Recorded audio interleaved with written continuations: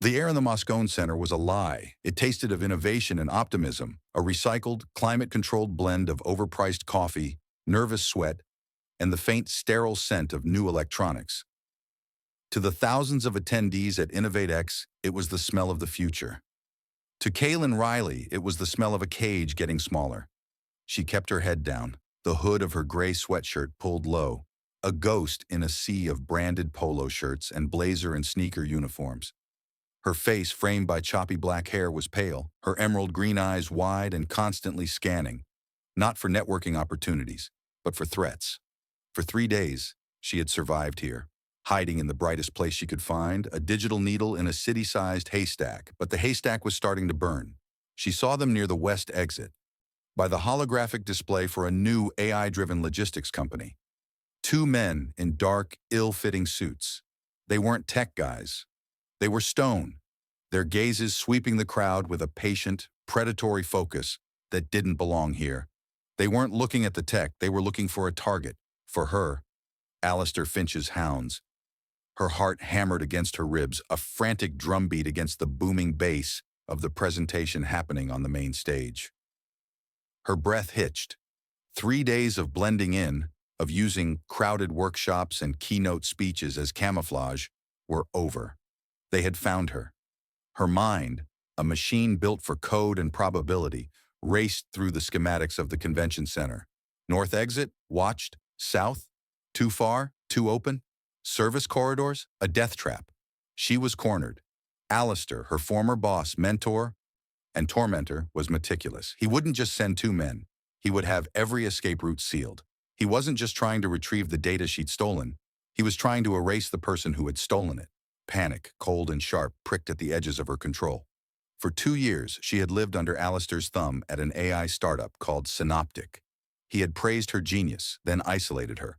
Controlled her projects, her friendships, her life. He was a master of gaslighting, a digital puppeteer who pulled strings she didn't even know were attached until it was too late.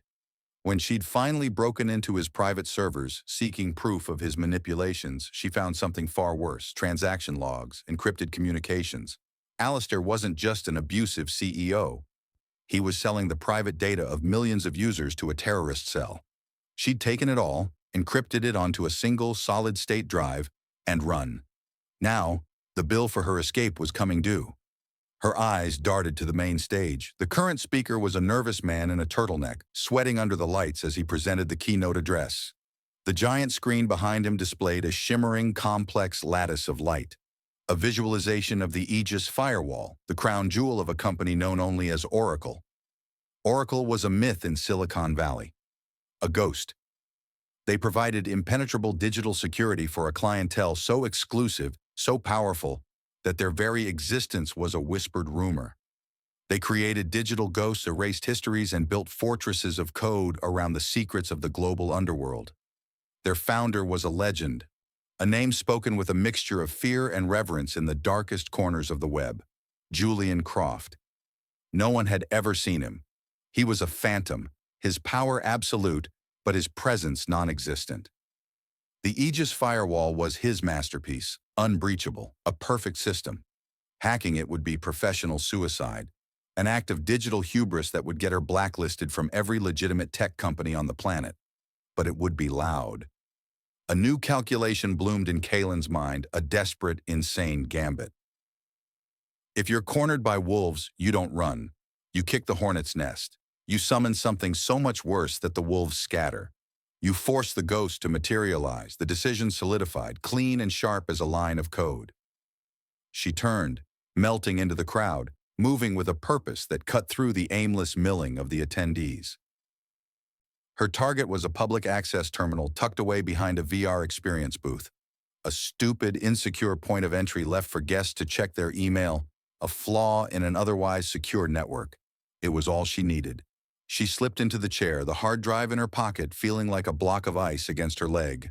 Her hands flew over the keyboard, the cheap plastic keys clicking a frantic rhythm.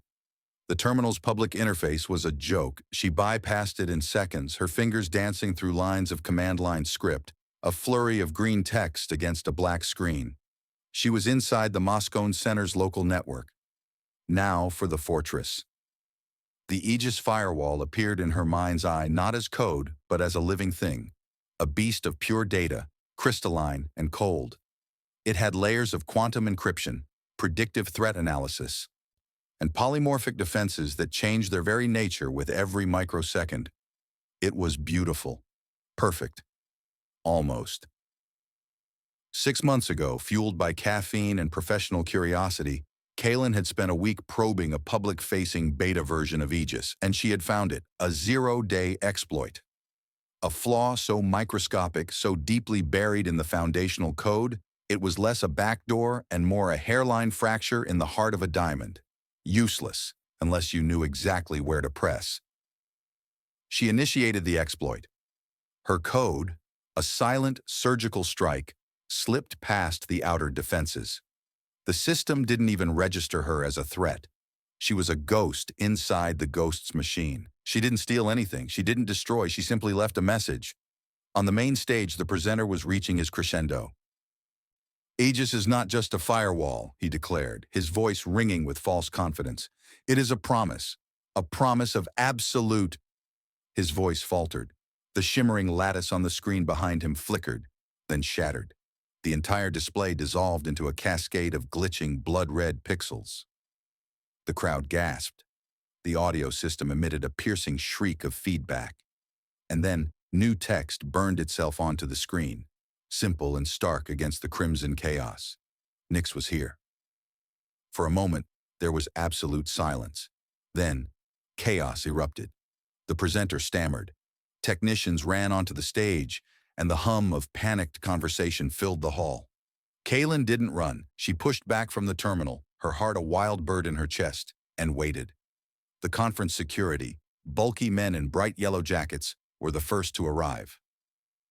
They stormed the area, shouting into their radios, but they were clumsy, clueless. They weren't the ones she was waiting for. Then, a side door, a heavy, soundproof door leading to the main server farm, hissed open. A man stepped out. He was nothing like she'd imagined, not a pale programmer who lived on energy drinks, but a figure of immense coiled stillness. He was dressed in a bespoke charcoal suit that probably cost more than her college tuition, the fabric moving with him as if it were a second skin. Late 30s, maybe. Dark hair swept back from a sharp, intelligent face. His jaw was a hard, uncompromising line, and his eyes were chips of obsidian. They held no panic, no surprise, only a calm, lethal fury that was infinitely more terrifying.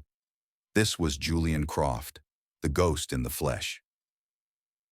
His gaze cut through the chaos and locked onto her. He knew. Of course he knew. He saw the faint smirk on her lips, the defiance in her posture, the still warm keyboard at her fingertips. He moved toward her, a predator closing in, the useless security guards parting before him like water. He stopped a few feet away, the air around him crackling with a palpable pressure. He didn't shout. He didn't need to. His voice was a low, dangerous whisper that cut through the noise. "You have 60 seconds, he said, his voice as cold and precise as a surgeon's scalpel. Explain why I shouldn't have my people erase your entire existence, digital and physical, before you can draw your next breath." This was it. The moment the bet paid off or the moment she died. Kaelen's breath hitched, but she held his gaze. And the two hounds were pushing through the crowd now, their faces grim. They were less than a minute away. She pushed herself to her feet, her legs trembling but holding. She reached into her pocket and pulled out the solid-state drive, holding it between her thumb and forefinger. It was a tiny, insignificant thing. A wafer of plastic and silicon that held the power to topple an empire. "My name is Kaelen Riley," she said, her voice shaking but clear. "And in approximately 45 seconds, 2 men sent by Alistair Finch, the CEO of Synoptic, are going to put a bullet in my head." Julian's eyes didn't waver. They were analyzing her, processing every word, every micro-expression. "This drive," she continued, holding it up, "contains irrefutable proof that Finch is selling the private data of his 80 million users to the Al-Thani terror network. It contains the transaction logs, the encryption keys, his personal communications, everything." She took a step closer, the scent of his expensive cologne, something clean, like sandalwood and cold steel, cutting through the stale air. He wants this back, but more than that, he wants me dead. I am the only one who knows how to decrypt the final layer. Without me, this drive is a paperweight. The hounds were closer now, just 20 feet away, their hands moving inside their jackets. "You are Julian Croft," Kaelen whispered, her voice dropping, charged with a desperate intensity. "Your organization, Oracle, is a ghost. You deal in secrets and protection. This drive is the biggest secret in Silicon Valley. It's leverage, it's chaos, it's power, it's everything your clients pay you for." She looked from the approaching assassins back to his cold, unreadable face. "This data, in exchange for my life. That's the deal." For a terrible, stretched-out second, Julian said nothing. His obsidian eyes bored into hers, searching for lies, for traps. He saw only the raw, brilliant terror of a genius who had just bet her life on a single, audacious move. He saw the truth. The corner of his mouth twitched, a barely perceptible motion that wasn't quite a smile. It was something harder. Respect. He gave a single, cold nod. "You belong to Oracle now." He took the drive from her, his fingers brushing against hers. A jolt, like a spark of cold electricity, shot up her arm. He turned away from her, his back creating a wall between her and the rest of the world. He lifted his hand to his ear, pressing a hidden communications unit. His voice was quiet, but it carried the weight of an executioner's sentence. "Marco, we have a new asset. Secure her. Neutralize the two threats approaching our position." Quietly. Kaelen watched, her breath held tight in her lungs, as the two assassins suddenly faltered. A man in a simple black suit had appeared behind them, as if from thin air, and then another. There was no sound, just a blur of swift, brutal motion. The hounds crumpled to the ground, their threat extinguished before they even knew what hit them. Julian Croft turned back to face her, his expression unchanged. He had just ordered two men to their deaths, or worse, with the same dispassion he might use to order a cup of coffee. Kaelen Riley had escaped her cage. She had just walked right into the lion's den. The world outside the Moscone Center ceased to exist. Kaelen was flanked by two men, Marco and another operative, who moved with an unnerving, silent efficiency. They didn't touch her, but their presence was a tangible field of pressure, guiding her through a service exit into the sterile grayness of an underground parking garage. The air was thick with the smell of concrete and cold exhaust. A black, armored Audi A8, sleek and anonymous as a shark, waited with its engine humming. Julian Croft was already in the back seat, staring at a tablet, the glow illuminating the hard planes of his face. He didn't look up as she slid onto the leather seat opposite him. The door closed with a heavy, final thud, sealing them in a tomb of silent, tinted glass. The car pulled into the San Francisco traffic with impossible smoothness. No one spoke. The silence was a language of its own, a dialect of power she was only beginning to learn. Julian's focus was absolute, his fingers moving across the tablet screen, a general commanding a digital battlefield. She was merely spoils of war, an asset being transported to a secure location. The drive was a blur of highways and suburban sprawl that eventually gave way to the manicured, tech-money opulence of the Silicon Valley hills. The Audi didn't turn into a gated mansion or a high-rise tower.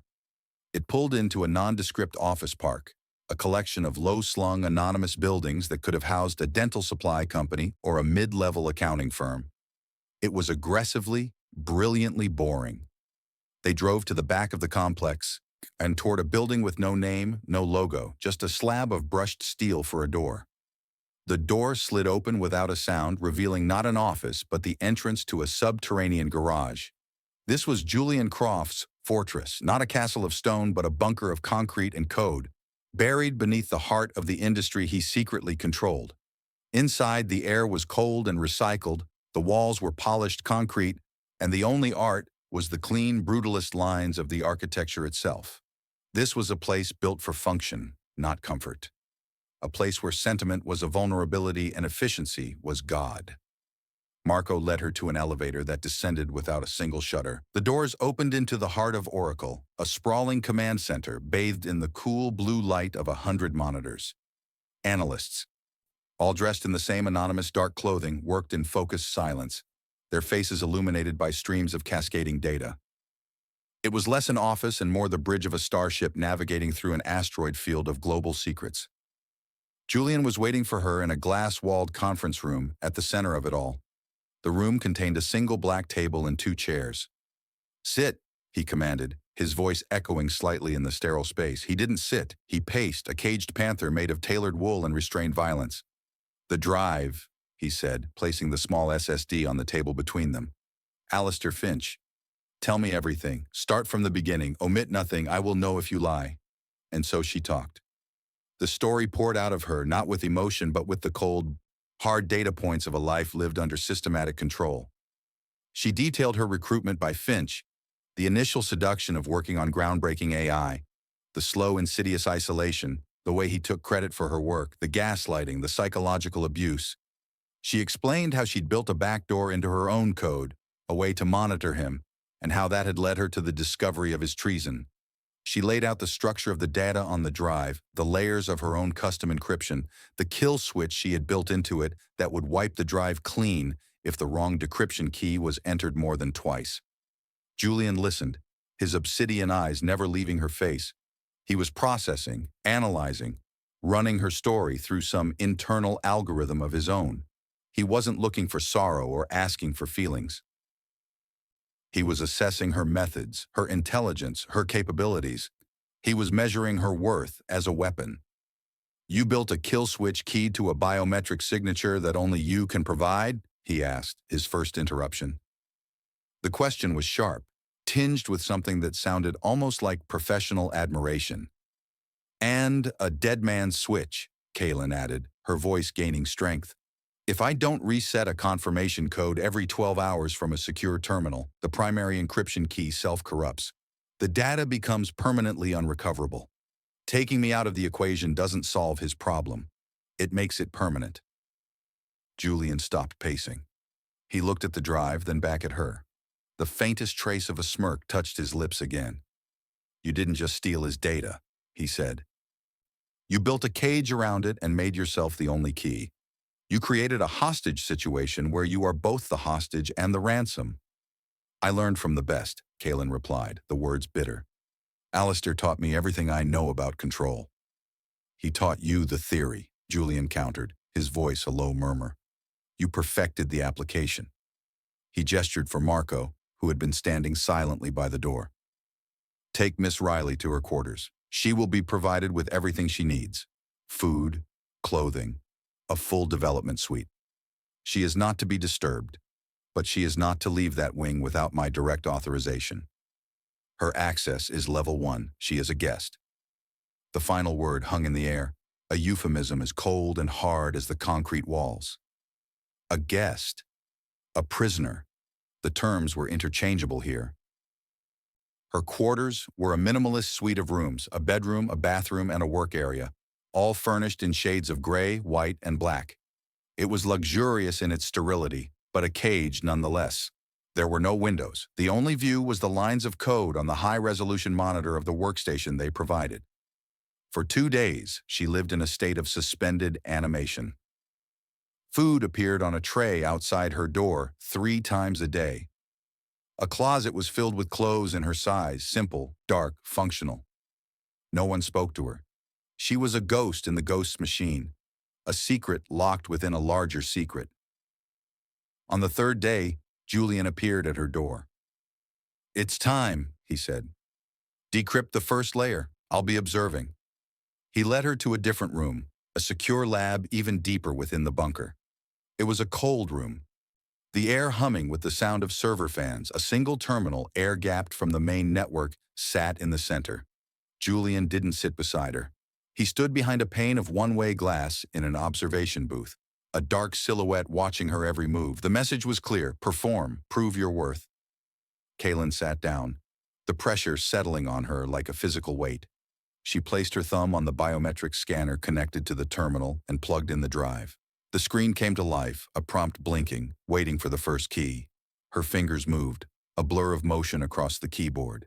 The code she'd written was a symphony of complexity, a dance of algorithms and nested securities.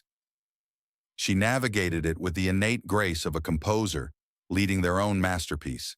She could feel Julian's eyes on her, feel his analytical gaze dissecting every command, every keystroke. It wasn't unnerving, it was validating. For the first time, someone was watching her work who could truly understand the artistry, the sheer intellectual power of what she did. The first layer of encryption dissolved. A directory of files appeared on the screen, still scrambled by the second, more complex layer. It had taken her 17 minutes. Her earpiece crackled to life. It was Julian's voice, devoid of emotion. "Sloppy," he said. Kaelen froze. "What?" "Your initial command string.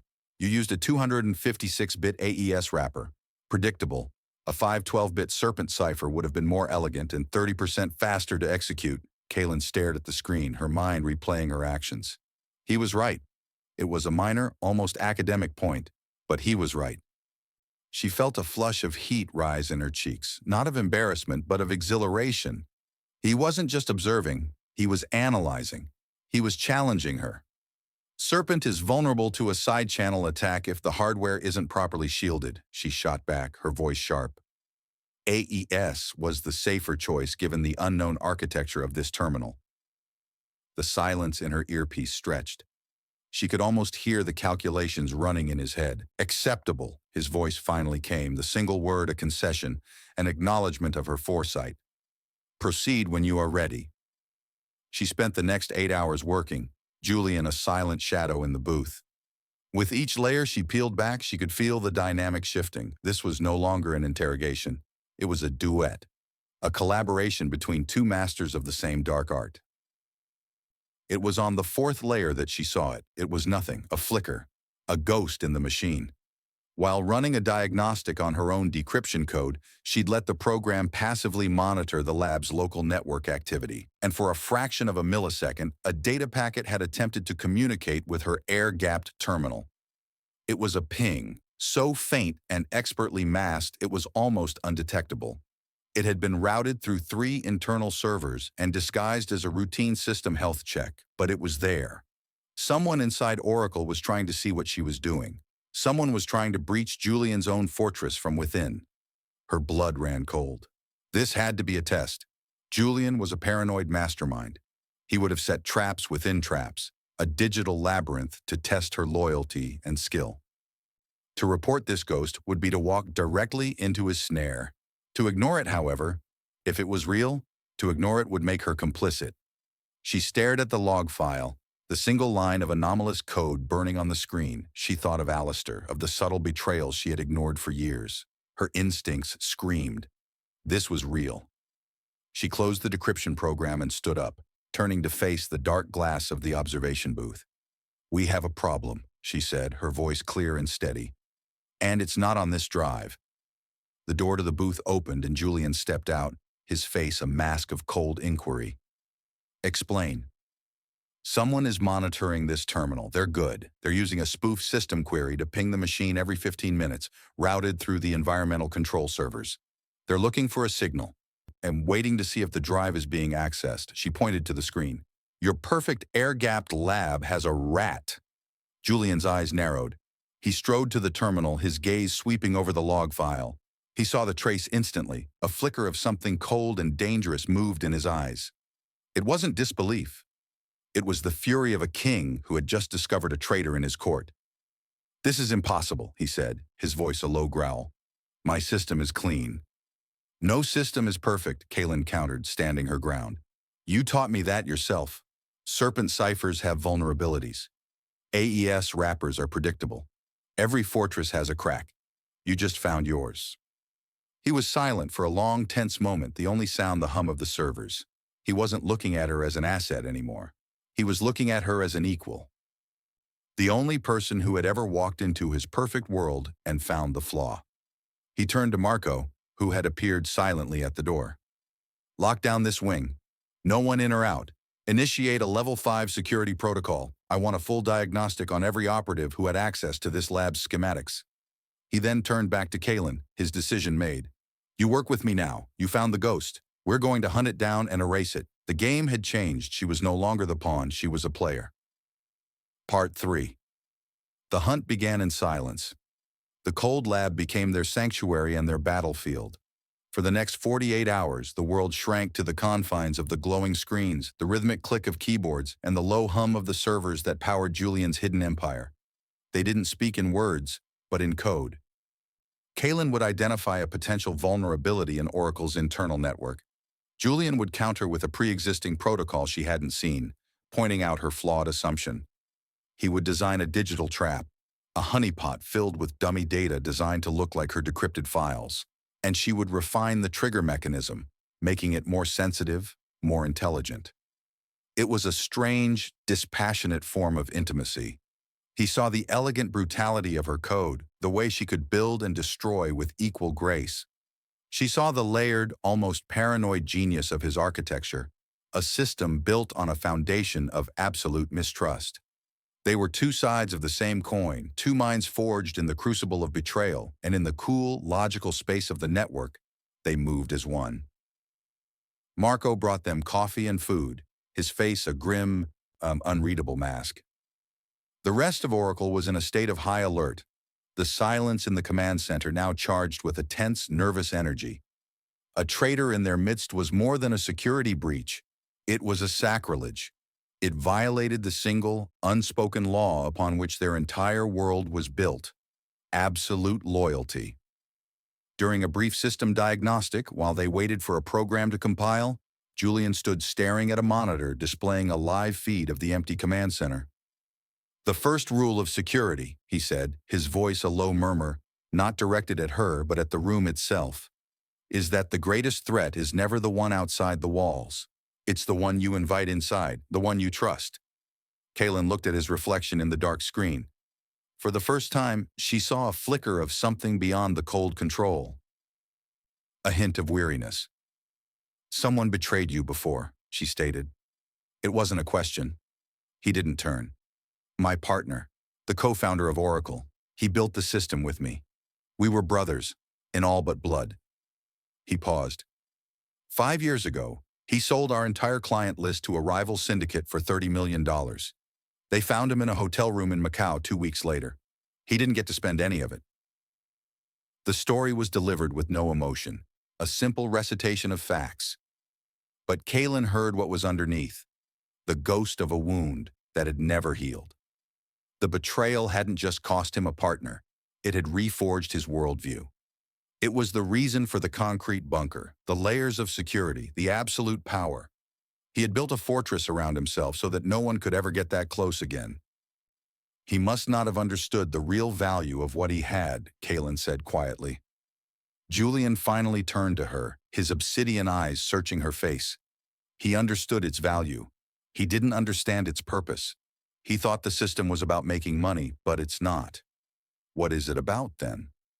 Control, Julian said simply. Absolute control. Over data, over secrets, over outcomes. The world is a chaotic, messy place. Inside this network, there is only logic. There are no variables I haven't accounted for. Until you. The admission hung in the air between them. She was the unexpected variable, the chaos that had breached his perfect, logical world. But instead of destroying it, she was helping him reinforce it, make it stronger. The trap they'd set was a thing of beauty. A file disguised as the final decryption key for the Alistair Finch data. It was buried deep within a sandboxed section of the network, and they had attached a silent tracker to it, a piece of Kaelen's code that would activate the moment the file was accessed, logging the user's credentials, location, and a snapshot of their screen activity before erasing itself. They waited. For hours, the trap sat untouched. Then, at 3:17 a.m., it triggered. An alert flashed on their main screen. A cascade of data poured in. The traitor had taken the bait. Kaelen's fingers flew across the keyboard, her heart pounding. The user was logged in from a terminal in the West Wing, the senior operatives section. The credentials belonged to an analyst named Elias Vance, Marco's protege, a quiet, brilliant programmer who had been with Oracle for 4 years. The screen snapshot showed Elias in the middle of transferring the dummy file to an external encrypted server, a server Kaelen recognized instantly. It belonged to the same rival syndicate that had bought out Julian's former partner. Elias, Julian said, the name a shard of ice. There was no surprise in his voice, only a deep, cold finality. The betrayal had happened again, and the sentence was already passed. He spoke into his wrist communicator. Marco, bring Elias Vance to the server room, now. No explanations. Minutes later, the door hissed open. Marco entered, his face pale, pushing a terrified-looking young man in front of him. Elias saw Julian and Kaelen standing before the monitor displaying his treason, and all the color drained from his face. Julian, I can explain, he stammered. Julian didn't move. He didn't raise his voice, he simply looked at Elias with a dead, empty coldness that was more terrifying than any rage. No, Julian said. You can't. He made me, Elias pleaded, his eyes darting to Marco, then back to Julian. They have my sister. They said they would hurt her if I didn't cooperate. I never... You were trained to come to me with any threat, personal or professional, Julian interrupted, his voice cutting through the excuses. You were given every resource, every protection. Instead, you chose to sell us out. You betrayed the only family that ever valued your mind over your blood. He turned to Marco, his order simple and absolute. He's broken the code, erase him. Elias sobbed, a raw, desperate sound. Marco, his face etched with a profound sadness, took Elias by the arm. I'm sorry. Julian? Elias whispered as he was led away. So am I, Julian replied to the empty doorway. The door closed, leaving Kaelen and Julian alone once more in the humming silence of the server room. She watched him, expecting to see satisfaction or anger or something. But his face was blank, his posture rigid. He was a king who had just been forced to execute a trusted knight, and the act had cost him something. He finally turned to her, the cold mask cracking for just a second, revealing the man beneath. In this world, betrayal is a disease. You don't cure it. You cut it out before it can spread. I understand, Kaelen said. And she did. She had entered a world with its own brutal, unyielding logic. A world where loyalty was the only currency and the price for treason was absolute. And she wasn't afraid. The fear that had lived in her bones for years under Alistair's reign was gone, burned away by the cold, clean fire of this new reality. Here, the rules were clear. Here, she had a purpose. Julian moved to the main console, his fingers typing a rapid series of commands. He was purging Elias Vance's digital existence, deleting every trace of him from Oracle's memory. It was a digital execution, as swift and final as the physical one she knew was happening elsewhere in the bunker. When he was finished, he turned back to her. The server room felt vast and empty around them. Alistair Finch's network is in chaos, he said, his tone shifting back to business. With Elias feeding them our intel, they were preparing to move against him. Now they're blind and Finch is exposed. The data on that drive is the key to dismantling his entire operation and absorbing his assets. He paused, his obsidian eyes locking onto hers. My organization is stronger, thanks to you. You didn't just find a traitor, you cauterized a wound I didn't even know I had. He took a step closer. When I brought you here, you were an asset, a key to a lock. But you've proven to be something more. You are the only other person on this planet who sees the world the way I do, as a system, a set of rules to be understood, exploited, and controlled. He stopped in front of her. I'm not offering you protection anymore, Kaelen. I'm offering you a partnership, a permanent place within Oracle, not as my subordinate, but as my equal, my architect, my queen in this digital kingdom we will build together. He extended his hand, not in command, but in invitation. This fortress has always had a single point of failure, me. With you, we can become truly impenetrable. Kaelen looked at his outstretched hand. She thought of the frightened girl in the convention center, hiding in the crowd. She was gone. In her place was a woman who had faced down ghosts and monsters, both digital and human, and had not only survived but thrived. She had found the one place where her strange, brilliant mind wasn't just valued, it was essential. She had found her purpose. She placed her hand in his. His grip was firm, his skin warm. It wasn't a promise of safety or a declaration of love. It was a contract, a coronation. An impenetrable alliance, she said, her voice steady and clear. I accept. In the cold, silent heart of a hidden empire, a new power had been forged. Power has a distinct texture. Kaelen felt it the moment she stepped out of her suite the following morning. The sterile, windowless corridor was the same, but the atmosphere had shifted. The two operatives stationed outside her door, who had previously watched her with the detached scrutiny of prison guards, now straightened their postures. They met her gaze and gave a slight, almost imperceptible nod. It wasn't a gesture of warmth, it was a gesture of acknowledgement, a fealty pledge. The Queen was leaving her chambers. The command center was a hive of silent, controlled energy. As she walked across the polished concrete floor toward the glass-walled conference room, a subtle ripple went through the room. Heads that would have studiously ignored her a day ago now lifted. Eyes followed her path. She saw a mixture of fear, curiosity, and a grudging respect in their fleeting glances. News in a closed system like Oracle traveled faster than light, and the verdict was in: Elias Vance was erased. The unknown variable, the girl from the outside, was now an integral part of the equation. Marco was standing near the entrance to the conference room, holding a tablet.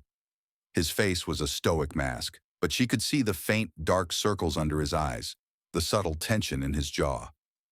Elias had been his protégé, his failure. He looked at her, and his gaze was different.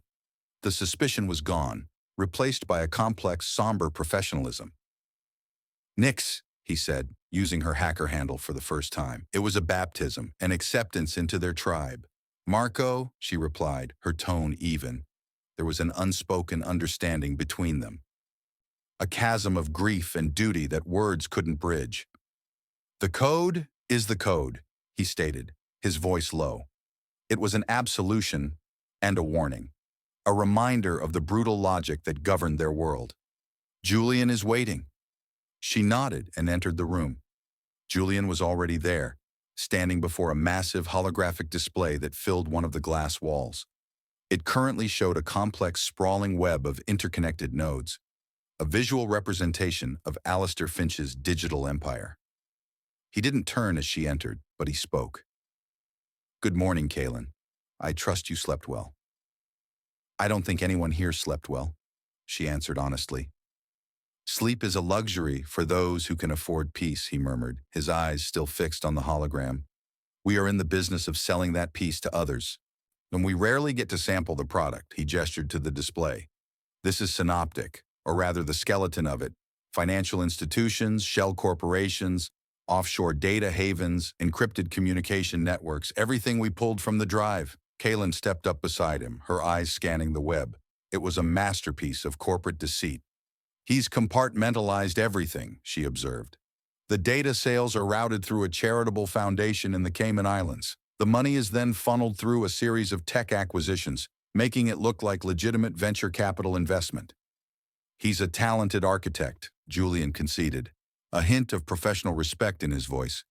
But every architect has a tell, a signature flaw. Pride, Kaelen said without hesitation. Alistair believes he's the smartest person in any room. He would have centralized his control. There has to be a master key, a single point of command from which he can manage all of this. For the next 10 hours, they worked. It was a symphony of destructive creation. Julian, with his strategic, top-down perspective, saw the architecture of the empire. He identified the major arteries of finance and power, the key players Finch controlled through blackmail or bribery. Kaelen, with her granular bottom-up approach, saw the cracks in the foundation. She found the subtle flaws in his encryption, the legacy code in his servers, the digital breadcrumbs he'd carelessly left behind in his arrogance. He was the general, planning the invasion. She was the assassin, mapping out the precise, fatal pressure points. There, she said late in the afternoon, pointing to a single, heavily fortified node deep within the web. That's his private server. It's disguised as an archival data backup, but the traffic logs show it communicates with every other segment of his network once every 24 hours. It's a dead man switch and a command hub all in one. If he's taken out, it's programmed to wipe everything clean. But it's also his throne. "Can you get inside?" Julian asked, his voice a low hum. "I can," she said, "but it's a fortress. It'll be like cracking the Aegis firewall all over again, but this time, the system will be actively fighting back." "Then you'll need a distraction," he mused, a predatory gleam in his eyes. "We'll launch a series of coordinated denial-of-service attacks on his peripheral assets, rattle his cage, and force his security team to focus on the fires at the edges of the forest, while you slip through the smoke and go for the heart." The plan was elegant, brutal, perfect. As Kaelen began writing the code for her infiltration tool, a complex self-altering worm she christened Cerberus, she felt a sense of belonging so profound it was almost dizzying. This was more than a job. It was what she was built for. It was 2 days later, deep in the final stages of their preparation, that she found the real ghost in the machine.